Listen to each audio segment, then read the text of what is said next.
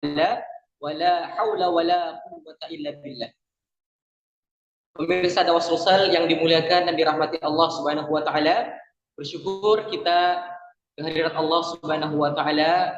Alhamdulillah pada kesempatan kali ini kita kembali bertemu dengan channel kesayangan kita yaitu Dakwah Sosial. Salawat dan salam tentunya tak lupa kita kirimkan kepada Nabi kita Nabi Muhammad sallallahu alaihi wasallam. Semoga kita semua dikumpulkan bersama beliau sallallahu alaihi wasallam di hari kiamat kelak. Amin amin ya rabbal alamin. Pemirsa Dakwah Sosial yang dimuliakan Allah Subhanahu wa taala, kembali lagi dengan channel Dakwah Sosial. Alhamdulillah masih dalam program syiar syariat Islam membawa rahmat. Alhamdulillah syiar edisi kali ini membahas sebuah tema yang sangat menarik, yaitu mewujudkan pemuda cerdas dan bertakwa. Para pemirsa Dakwah Sosial yang dimuliakan Allah Subhanahu wa taala, silakan agar channel ini bisa dirasakan manfaatnya oleh orang banyak. Silakan para pemirsa sekalian untuk klik tombol like, komen, dan share seluas-luasnya channel ini kepada keluarga, sahabat, karib kerabat, dan lain sebagainya. Para pemirsa Dakwah Sosial yang dimuliakan dan dirahmati Allah Subhanahu wa taala, selain temanya juga menarik saat ini ya, dan kita insya Allah mengundang juga pemateri ya yang kompeten di bidangnya. Para pemirsa Dakwah Sosial yang dimuliakan Allah Subhanahu wa taala, berbicara tentang pemuda ya, tentu pemuda punya peran yang luar biasa. Sebagaimana ya keistimewaan pemuda ini juga disampaikan oleh Ibnu Abbas radhiyallahu anhu. Beliau pernah mengatakan bahwa tidaklah Allah mengutus nabi melainkan pemuda. Seorang alim tidak diberi ilmu pengetahuan oleh Allah melainkan pada waktu masa mudanya. Para pemirsa Dakwah Sosial yang dimuliakan Allah Subhanahu wa taala, baik, kita langsung saja memulai syiar edisi kali ini. Sebelumnya kita kedatangan ya materi, yaitu Ustadz Denny Hakim. Langsung saja kami sapa beliau. Assalamualaikum warahmatullahi wabarakatuh, Ustadz. Waalaikumsalam warahmatullahi wabarakatuh. Bagaimana kabar, Ustadz? Alhamdulillah rabbil alamin, bi khair alhamdulillah. MC-nya bagaimana kabarnya? Alhamdulillah sehat, Ustadz. Alhamdulillah. Ya. Ya, Ustadz, ini tema sangat menarik ya. Ya. Ya, mungkin saya mengawali, Ustadz, terkait pemuda ini ya. Tema kita kan membahas mewujudkan pemuda cerdas dan bertakwa. Nah, Ustadz, kira-kira bagaimana sebenarnya gambaran pemuda di sekarang ini ya, fakta pemuda di kondisi kita sekarang ini, Ustadz? Silakan. Ya. Bismillahirrahmanirrahim. Assalamualaikum warahmatullahi wabarakatuh. Waalaikumsalam warahmatullahi wabarakatuh. Alhamdulillah, alhamdulillahilladzi arsala rasulahu bil huda wa dinil haqq liyudhhirahu 'ala ad-dini kullihi wa kafa billahi syahida. Asyhadu an la ilaha illallah wahdahu la syarika lah wa asyhadu anna Muhammadan 'abduhu wa rasuluhu la nabiyya ba'dah. Allahumma salli wa sallim wa barik ala sayyidina Muhammadin wa ala alihi wa sahbihi ajma'in, amma ba'd. Alhamdulillah, bersyukur pada sore hari ini kita kembali bertemu untuk berbicara dalam acara share dakwah di channel Dakwah Sosial ya. Mudah-mudahan semua yang hadir dan menyaksikan acara ini dalam keadaan sehat walafiat, karena kesehatan adalah nikmat yang terbesar yang Allah Subhanahu wa taala berikan.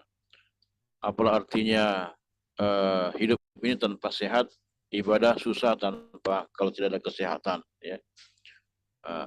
Nah, oleh karena itu mari kita syukuri. Salawat dan salam kita kirimkan kepada Rasulullah Muhammad Sallallahu Alaihi Wasallam beserta seluruh keluarga dan para sahabat beliau. Baik para pemirsa Dawasul saya yang dirahmati Allah Subhanahu Wa Taala, di dalam Al-Quran ya Allah Subhanahu Wa Taala ya ini saya mengutip dalam salah satu firman-Nya surat Al-Kahfi ayat 13 di mana Allah Subhanahu Wa Taala bercerita atau memberikan menyebutkan tentang kisah ya, para pemuda. Di mana Allah berfirman, "A'udzubillahi minasyaitonirrajim. Nahnu naqussu 'alaika naba'ahum bil haqq innahum fityatun amanu bi rabbihim wa zidnahum huda." Ya. Kami kisahkan nahnu naqussu 'alaik. Kami kisahkan kepadamu wahai Muhammad ya. Naba'ahum bil haqq. Cerita ini dengan benar. Innahum fityatun, sesungguhnya mereka adalah para pemuda-pemuda amanu birabbihim, yang beriman kepada Tuhan mereka, wa zidnahum huda, dan kami tambah pula untuk mereka petunjuk. Nah, ayat ini berbicara tentang pemuda-pemuda Al-Kahfi, pemuda Al-Kahfi, ya. Di mana mereka itu ya melarikan diri dari kaum mereka yang hendak menzalimi mereka, hendak mencelakai mereka. Untuk apa? Untuk menyelamatkan akidah mereka. Nah, artinya adalah bahwa ya memang kalau kita lihat pemuda ini luar biasa perannya ya. Pemuda ini bahkan Allah Subhanahu Wa Taala menyebutkan banyak sekali tentang pemuda. Maaf, para nabi dan rasul Allah itu juga dari kalangan pemuda. Nah, kita lihat bagaimana kondisi sekarang ya, kita bicara lanjut nanti, bahwa sekarang ini kondisi pemuda kita itu sungguh ya kalau boleh dikata cukup memprihatinkan lah. Kita lihat kemarin itu dalam apa ini ya, Citayam Fashion Week ya, CFW ya. Itu kan sempat menarik perhatian kita semua ya. Bahkan itu menjalar sampai ke Sulsel juga, bahkan ada di kabupaten seperti di Citirap itu juga menjalar ya, Citayam Fashion Week. Nah, bahkan ini pelakunya adalah para remaja ya, para pemuda yang mereka biasa nongkrong ya di salah satu kawasan bisnis di Jakarta. Lalu kemudian mereka melakukan peragaan busana di tempat umum, ya, seperti di trotoar dan di zebra cross itu. Ya. Dan kita lihat meskipun mereka itu menggunakan fasilitas umum, ya, dan itu dianggap mengganggu ketertiban, banyak yang kemudian menyebut mereka itu memiliki kreativitas, Bahkan ada pejabat yang kemudian menawarkan beasiswa, ya, beasiswa pendidikan pun untuk mereka. Ada juga yang menawarkan area depan kantor pejabat itu dijadikan sebagai ajang untuk fashion show, ya. Nah, padahal sebagian mereka tidak bersekolah, tidak pulang ke rumah, sering tidur di trotoar, entah apakah mereka itu ingat sholat atau tidak ya, itu terjadi. Tentu sikap ini berkebalikan, berbeda ketika ada sejumlah remaja melakukan ya misalnya tilawah Al-Quran di tempat-tempat umum. Justru mereka tidak mendapat dukungan, apalagi dipuji. Bahkan tidak sedikit yang kemudian mencaci mereka. Itu terjadi. Nah, kalau kita lihat kita ini sebuah negeri yang penduduknya cukup besar ya, dan memiliki penduduk usia muda yang cukup berlimpah dan produktif. Ada sekitar 60 juta lebih jumlah penduduk usia muda dengan rentang usia 15 sampai 34 tahun. Ini kan luar biasa ini. Indonesia ini banyak sekali ya pemuda-pemudanya. Nah, cuman persoalannya sekarang sangat disayangkan, para pemuda kita itu mereka hidup dalam kondisi yang tidak beruntung. Misalnya terjerat kemiskinan, mereka putus sekolah, akan terlibat kriminalitas, terjerat dalam kehidupan hedonisme, ya, dan mereka tidak punya tujuan hidup, disorientasi kehidupan, disorientasi hidup itu terjadi. Ini ada sebuah catatan, ya. Akibat pandemi selama 2 tahun lebih, 40% penduduk miskin baru pada tahun 2020 adalah remaja dan anak di bawah usia 18 tahun. Maka menurut UNICEF, ya, lembaga dunia, ya, lembaga PBB yang menangani anak itu, bahwa selama pandemi pada tahun 2022 ya, menyebutkan ada 4,3 juta pelajar yang putus sekolah di Indonesia. Kemudian laporan statistik pendidikan tinggi tahun 2020 menunjukkan lebih dari 1 juta anak muda di Indonesia drop out dari bangku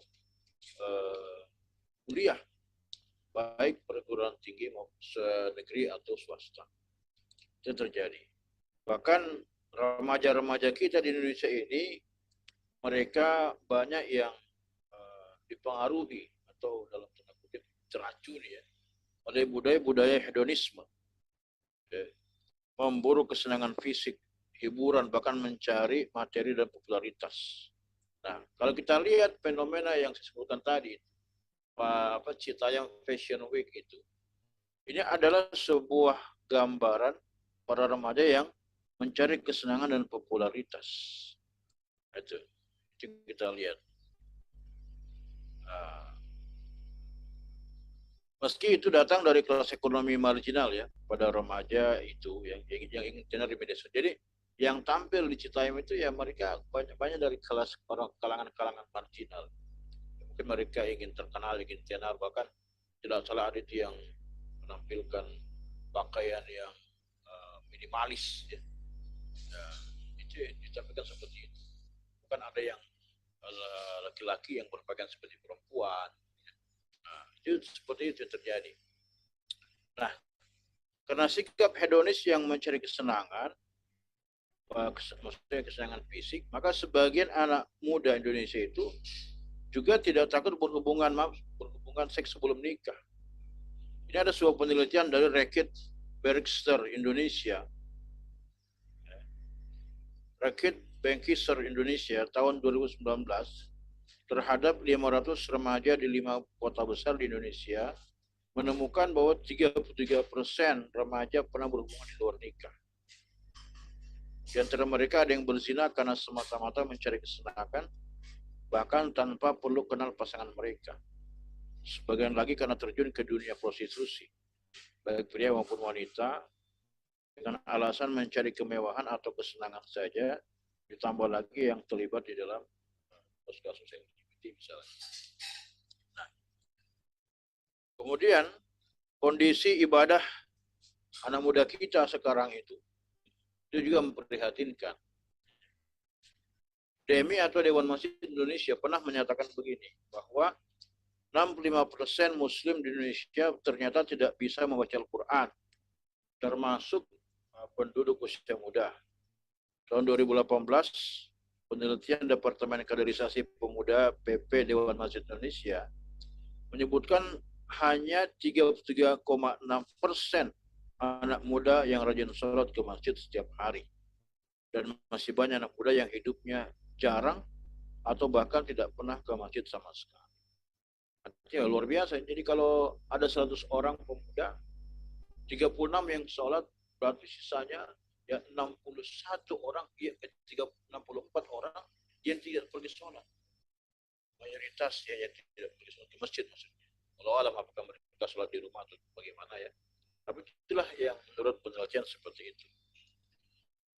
Nah, ini yang terjadi. Apalagi memang ya seolah-olah itu ya sekarang ini memang pemuda-pemuda terkesan kayak ditakut-takut, ya, untuk dekat-dekat dengan masjid. Nanti kamu dibilangi apalah, oh ini jangan sampai kamu itu radikal apa segala macam, kan seperti itu yang terjadi. Nah, Dan ini merupakan sebuah fenomena yang kita lihat ya, artinya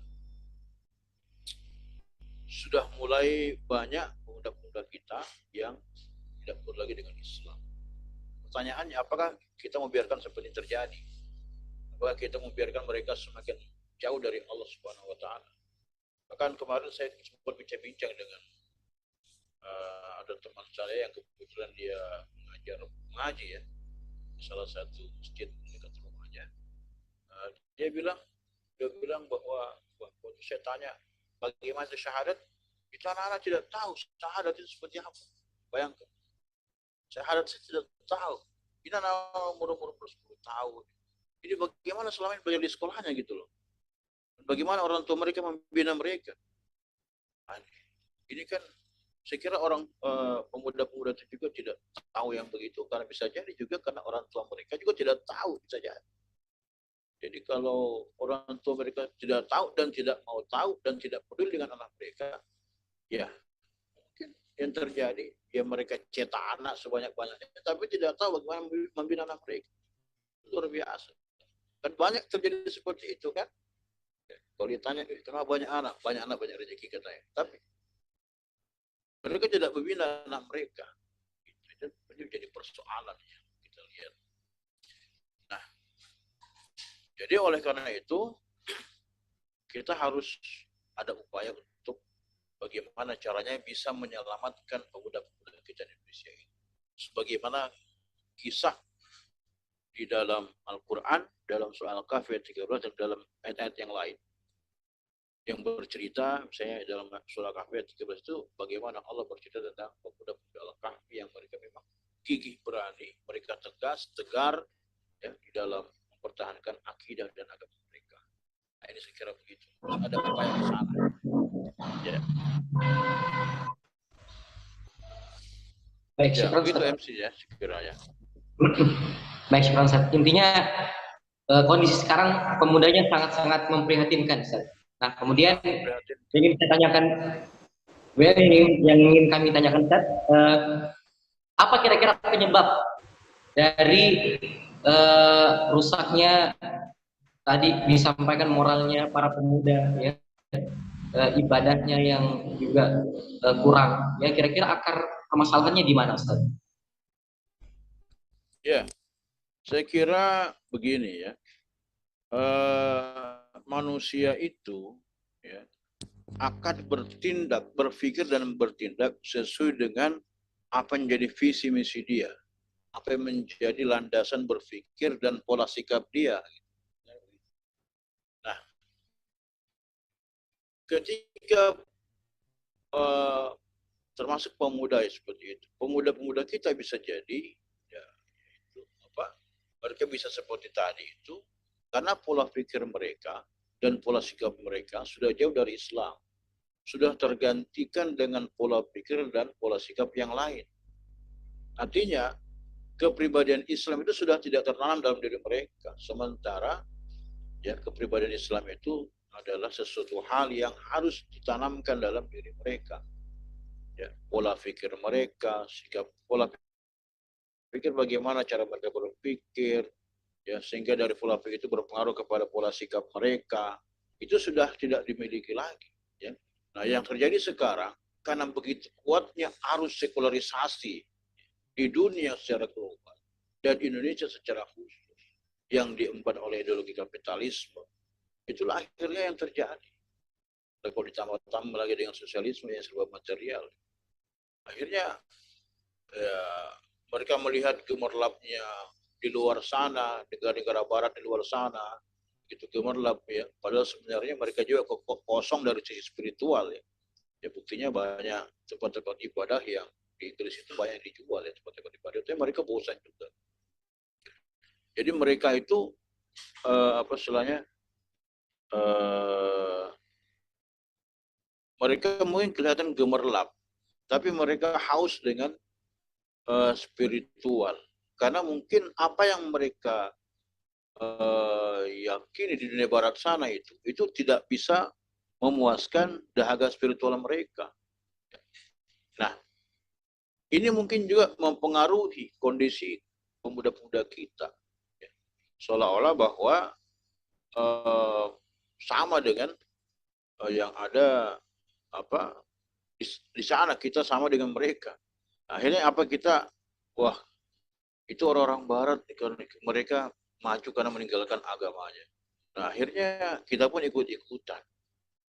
Nah, itulah yang terjadi. Dan secara fakta memang ya di barat itu terjadi kemajuan. Tapi kemajuan dari sisi teknologi iya, modernitas iya. Tapi ya dari pola pikir mereka, pola sikap mereka jauh dari nilai agama. Sementara umat Islam sepanjang sejarah kehidupan mereka, kita bisa lihat mereka itu ya bisa maju ketika mereka menjadikan agama itu sebagai landasan berpikir dan landasan dalam bersikap mereka.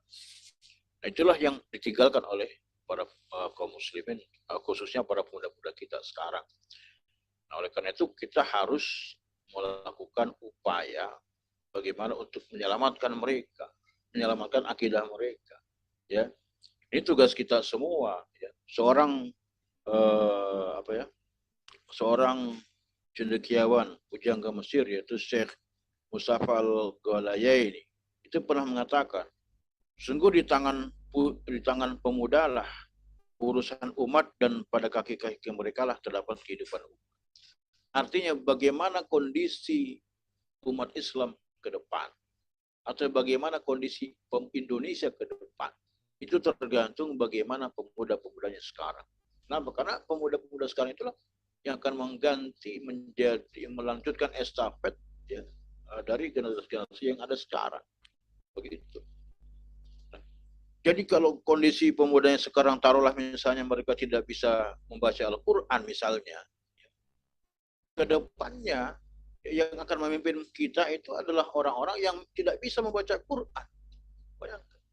Kalau hari ini pemudanya hidup dengan hedonisme, dengan pandangan hidup sekuler, maka ke depan yang memimpin kita, orang-orang yang seperti itu, kira-kira mau tidak kita dipimpin oleh seperti itu? Kita tidak mau. Nah, maka ya harus ya ada upaya untuk menyelamatkan itu. Itu saya kira begitu. Baik, syukuran Ustaz. Mungkin sebagai perbandingan Ustaz, kondisi pemuda sekarang dengan kondisi pemuda di masa lalu barangkali Ustaz. Ya, supaya ada gambaran kita, ya. Kondisi pemuda zaman lalu ketika barangkali Islam masih jaya, bagaimana Ustaz? Perbandingan. Yeah. Kisah-kisah pemuda. Ya, contoh misalnya ya, kita lihat contoh sahabat Nabi lah ya, sahabat Nabi. Kita kenal mungkin sahabat Nabi seperti Mus'ab bin Umair. Ya. Jadi kita bicara pemuda itu apa sih? Ya, pemuda itu kan kata Profesor Dr. Rawas Qal-Ahji bahwa pemuda itu adalah kelompok manusia yang berusia antara 15 sampai 40 tahun. MC berapa usianya sekarang? 17 atau 18? Ya. Jadi pemuda itu adalah kelompok manusia yang usia 15 ya hingga 40 tahun. Dan pada masa ini manusia berada dalam puncak kekuatannya setelah masa kanak-kanak, sebelum dia lemah, lalu dan sebelum lemah lagi usia tua. Ya. Jadi anak-anak, kemudian masa remaja, dewasa kuat, ya, kemudian kembali tua, kembali lemah. Nah, kita lihat ya, para nabi-nabi Allah itu diutus dari kalangan para pemuda. Bahkan sahabat-sahabat Nabi Sallallahu Alaihi Wasallam itu mereka dari kalangan para pemuda.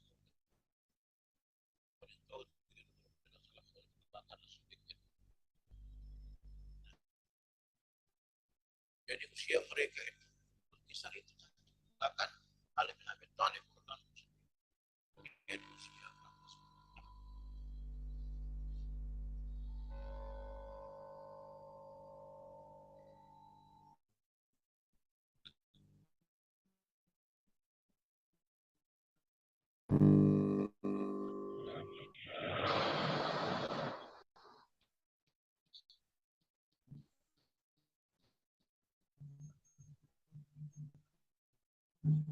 Kayaknya udah terdengar Ustaz suaranya Ustaz. Afwan. Tes, tes, tes. Oke. Oke Ya. Ustaz, oke. Baik. Jadi kita kembali bahwa bagaimana pemuda di masa lalu, ya. Contoh misalnya Ali bin Abi Thalib. Beliau adalah pemuda yang masih Islam pertama dari kalangan anak-anak muda, kalangan anak-anak, ya. Bahkan beliau rela menggadaikan nyawa beliau untuk menggantikan posisi beliau, posisi Nabi SAW ketika hendak dibunuh oleh orang-orang kafir Quraisy ketika itu. Bagaimana seorang pemuda misalnya um, uh, Mus'ab bin Umair di usia 20 atau 22 tahun, Mus'ab bin Umair itu sudah menjadi dutanya Rasulullah SAW. Kemudian beliau mengislamkan orang-orang Aus dan Khazraj, dua suku terbesar di kota Yasrib ketika itu, yang kemudian masuk Islam, dan dari situlah kemudian Rasulullah SAW membangun peradaban Islam yang pertama di dunia, dan kemudian sampailah peradaban Islam itu ke sini. Itu masih umur 22 tahun, umur 20 tahun, 20-an tahun ya, 20 sampai 22 tahun itu ketika itu Mus'ab bin Umair. Kemudian bagaimana seorang Usamah bin Zaid, beliau itu menjadi seorang panglima perang di usia baru 18 tahun. Bayangkan. Jadi ketika Nabi, sebelum wafatnya Nabi, beliau hendak mengutus pasukan perang untuk melawan pasukan Romawi di wilayah Syam. Ya. Di mana ketika itu ya, beliau menunjuk Usamah bin Zaid sebagai panglimanya.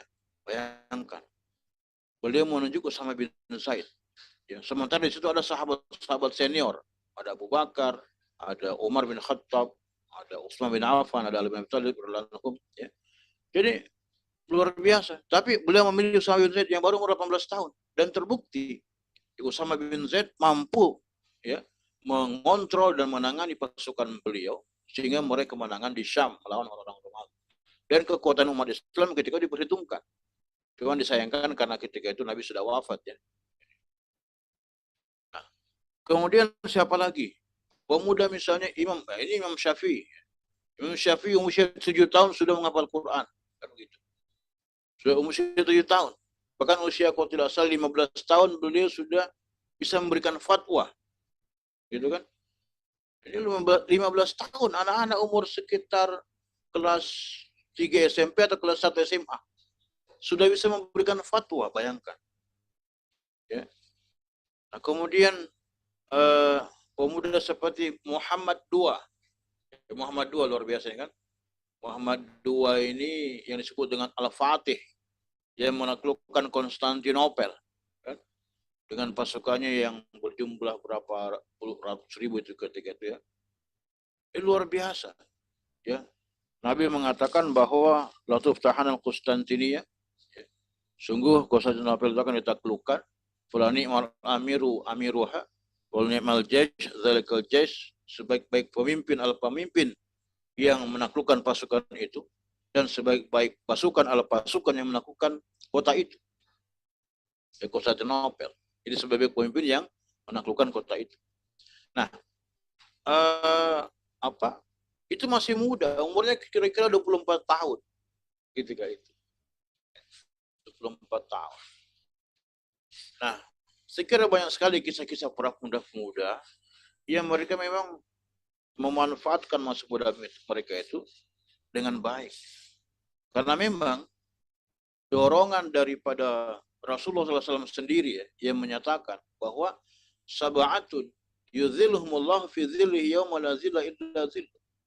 Akan ada 7 kelompok manusia yang mereka akan mendapatkan naungan di sisi Allah di hari kiamat nanti, di mana tidak ada naungan kecuali naungan Allah Subhanahu wa taala, yaitu ya wasyabun nasya fi ibadatillah taala.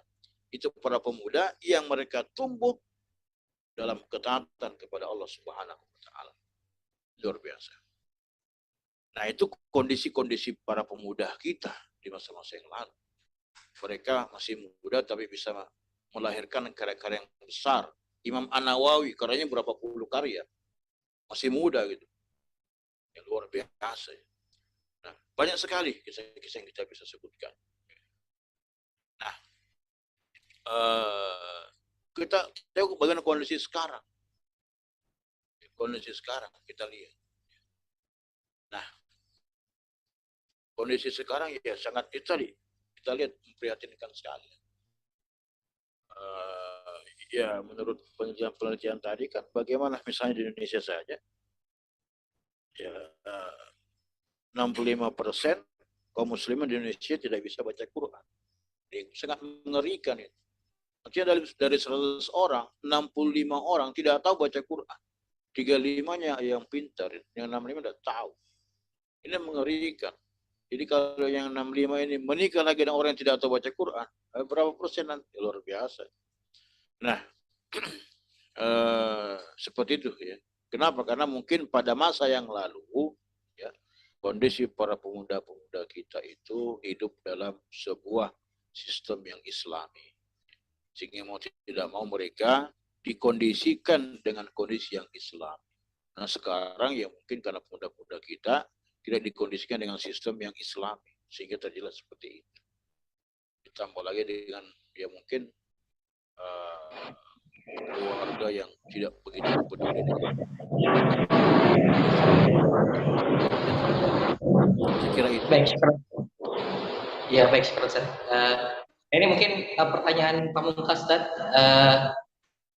Kira-kira ya bagaimana peran kita, Ustaz, sebagai orang tua dan kaum muslimin untuk kemudian menyelamatkan pemuda ini ya yang tadinya memprihatinkan tadi ya menjadi yang kita inginkan menjadi pemuda yang cerdas dan bertakwa. Kira-kira apa peran kita, Ustaz? Ya, saya kira ini tanggung jawab kita.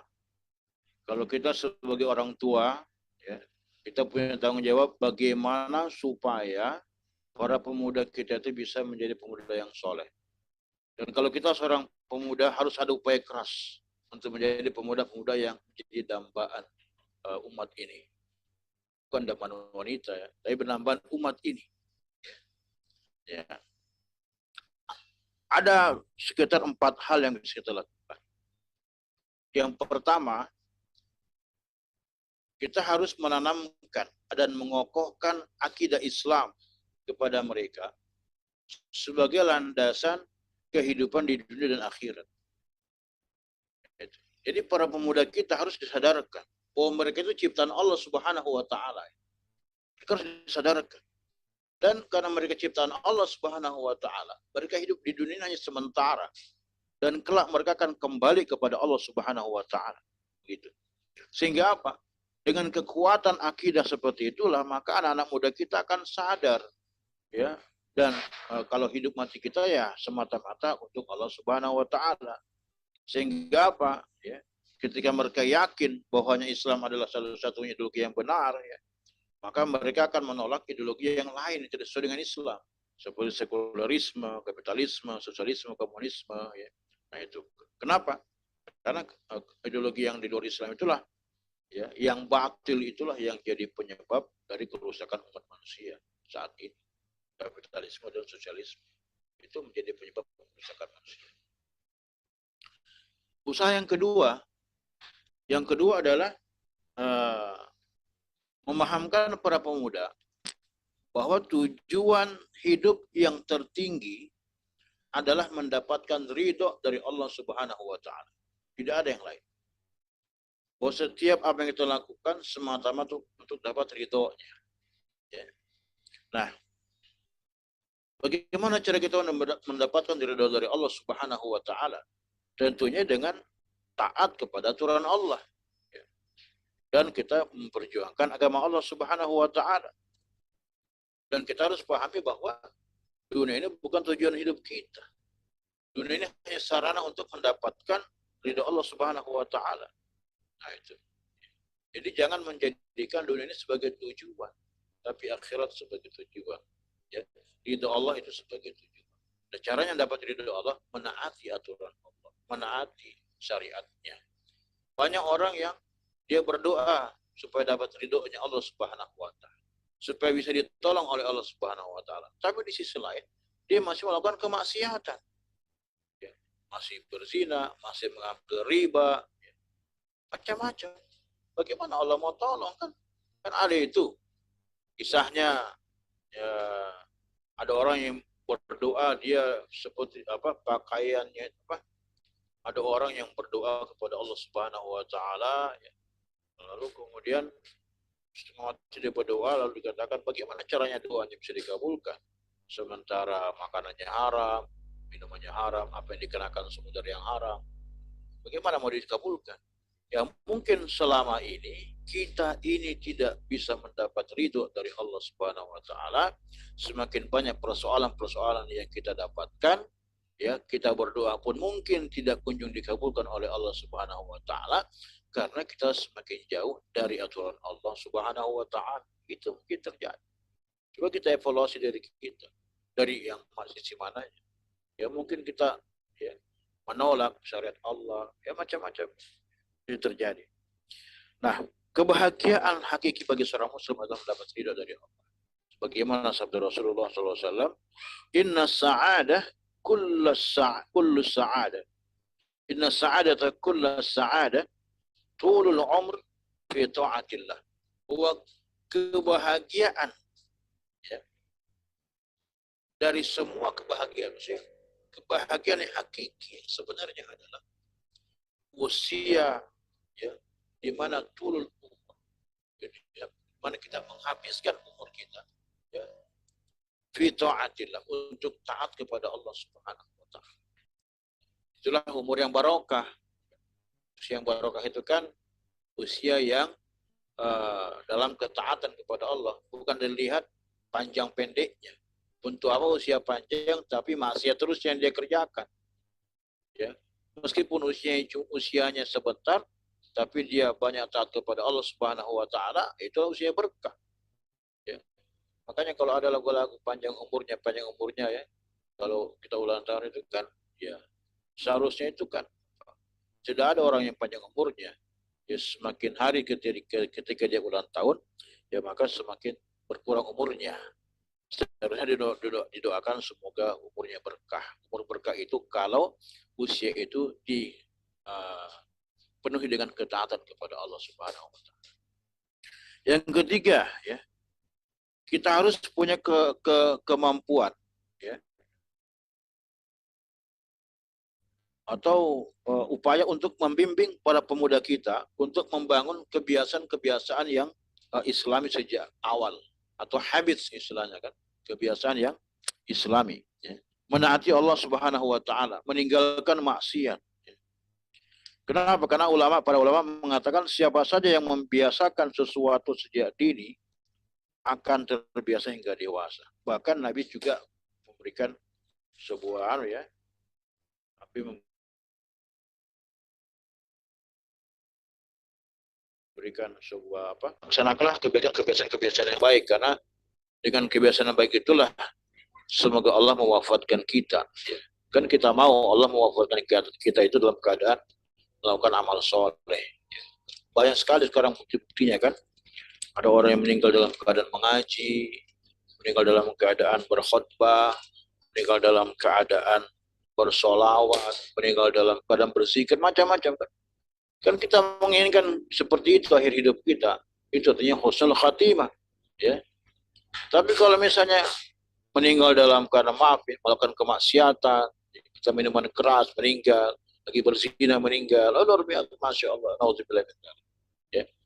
Nah, kita harus tanamkan itu, ya, supaya mereka, para pemuda kita, ya, melaksanakan ketaatan. Kita dorong mereka agar giat beribadah, berbakti kepada orang tua, ya. Nah, ini kan luar biasa ini. Berbakti kepada orang tua. Banyak anak muda yang justru kepada orang tuanya justru ingkar, istilahnya marah. Dia lebih turuti kemauan pacarnya, kemauan orang yang disukainya, bukan orang tuanya. Ini kan justru maksiat yang dilakukan di sana, maksiat juga kepada orang tuanya, luar biasa. Jadi berbakti kepada orang tua. Kenapa? Karena ridho Allah itu juga, ridho orang tua juga ridho Allah. Atau ridho Allah itu tergantung dari ridho orang tua.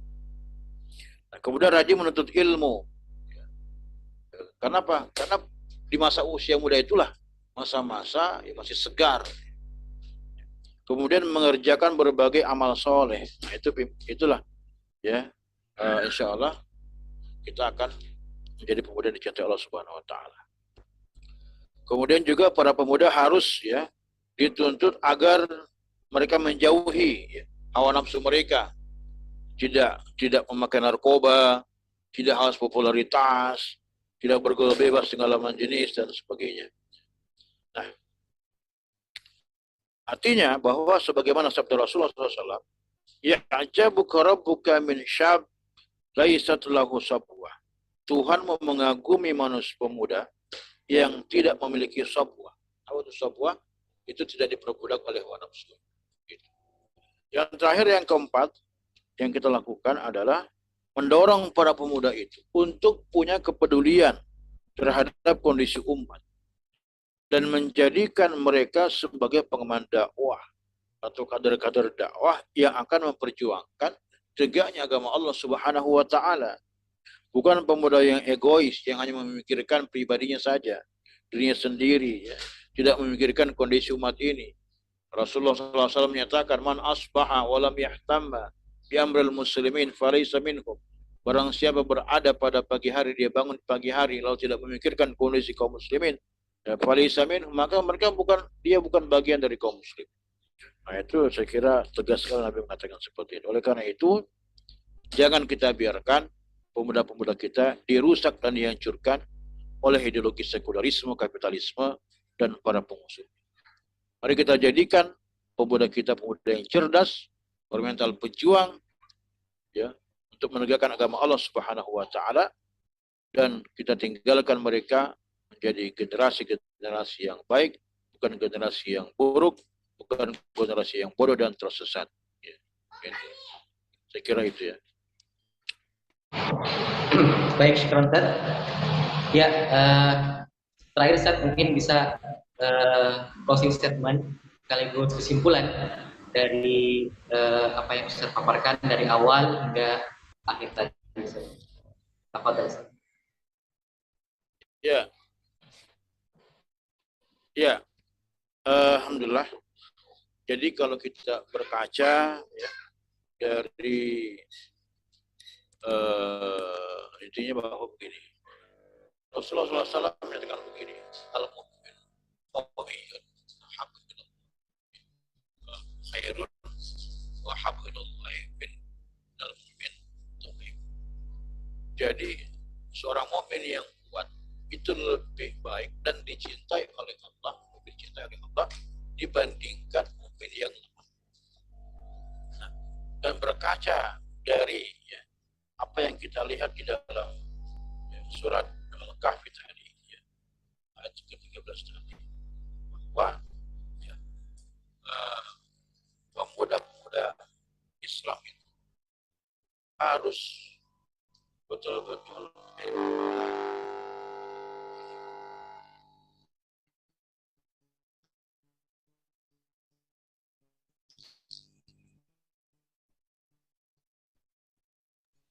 Apa Ustaz? Suaranya tidak jelas lagi Ustaz. Apa Ustaz? baik ya. Saya ulang ya, bahwa pemuda kita sekarang itu harus menjadi pemuda yang betul-betul tertanam akidah yang kuat dalam diri mereka, tegar dalam kebenaran, tidak ikut-ikut arus yang ada. Kemudian jadi pemuda yang cerdas dan berani dan kritis terhadap setiap penyimpangan yang terjadi, sebagaimana pemuda Al-Tahfi dan juga pemuda Ibrahim alaihissalam dan kritis dia. Dan seorang pemuda Muslim harus menjadi pemuda yang senantiasa ya dalam kebenaran ya, dan mampu berdiskusi dengan siapa saja untuk mempertahankan argumentasinya. Sekiranya jangan kita biarkan pemuda-pemuda kita menjadi pemuda yang jauh dari dalam Al-Quran, dalam surat Al-Yamin Subhanahu wa ta'ala, khalafa min ba'dihim khalfun adha'u as-salat wa tabi'u asy-syahawat fasawfa yalqawna datanglah sesudah mereka pengganti yang jelek, yang menyia-nyiakan sholat dan memperturutkan hawa nafsunya. Lalu mereka kelak akan menemui kesesatan. Jadi kita tidak mau ya para pemuda kita yang menggantikan posisi kita sekarang, generasi-generasi nanti itu pemuda yang semakin sesat. Maka ini harus ada upaya keras buat kita semua, baik saya pribadi maupun MC maupun semua kaum muslimin, untuk menyelamatkan para pemuda kita supaya berada pada jalan kebenaran yang diridhai oleh Allah Subhanahu wa Ta'ala. Dan yang menyaksikan juga tayangan ini harus bersikuat, ya, harus bersikokoh untuk kemudian membina dan membangun peradaban Islam dan menjadikan para pemuda-pemuda kita sebagai tonggak peradaban Islam. Insya Allah akan kita saksikan. Saya kira itu. Terima kasih. Baik, syukran jazakumullah khair Ustaz. Para pemirsa sekalian dimuliakan Allah Subhanahu wa Ta'ala, alhamdulillah kita sudah mendengarkan tadi ya nasihat-nasihat ya yang disampaikan oleh Ustaz Denny Hakim ya, terkait dengan mewujudkan pemuda cerdas dan bertakwa. Alhamdulillah banyak sekali yang kita dapat dari beliau ya, di antaranya adalah kondisi pemuda ya yang sangat memprihatinkan sekarang, yang sangat berbeda sekali dengan kondisi pemuda-pemuda zaman dahulu ya ketika Islam masih tegak. Dan tentunya semua kondisi yang memprihatinkan itu dikarenakan karena virus ya, sekularisme kapitalisme ya, atau sosialisme komunisme. Dan kita semua harus punya peran ya, dalam menyelamatkan para pemuda itu. Ya, tadi beliau menyampaikan 4 ya, hal yang kita lakukan. Di antaranya adalah memperkuat akidah Islam para pemuda, kemudian menanamkan kepada pemuda bahwa tujuan dia hidup untuk meraih ridho Allah Subhanahu wa Ta'ala. Kemudian para pemuda ya dibiasakan untuk mengerjakan amal-amal solih dan menjauhi kemaksiatan.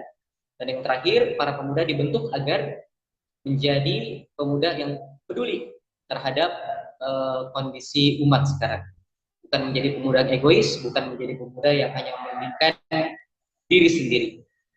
Baik, syukran jazakumullah khair Ustaz Denny Hakim atas ilmunya. Pada para pemirsa Dakwah Sosial dimanapun Anda berada, terima kasih atas partisipasinya menonton channel Dakwah Sosial, ikut menyaksikan program Syiar Ramadan edisi kali ini. Kami atas nama kru Dakwah Sosial mohon maaf atas segala kesalahan, atas kehilafan, dan semoga bisa bertemu kembali, menyaksikan kembali program Syiar Ramadan edisi berikutnya.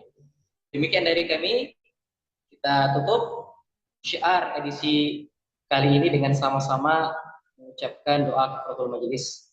Subhanakallahumma bihamdika asyhadu an la ilaha illa anta astaghfiruka wa atubu ilaik. Assalamualaikum warahmatullahi wabarakatuh.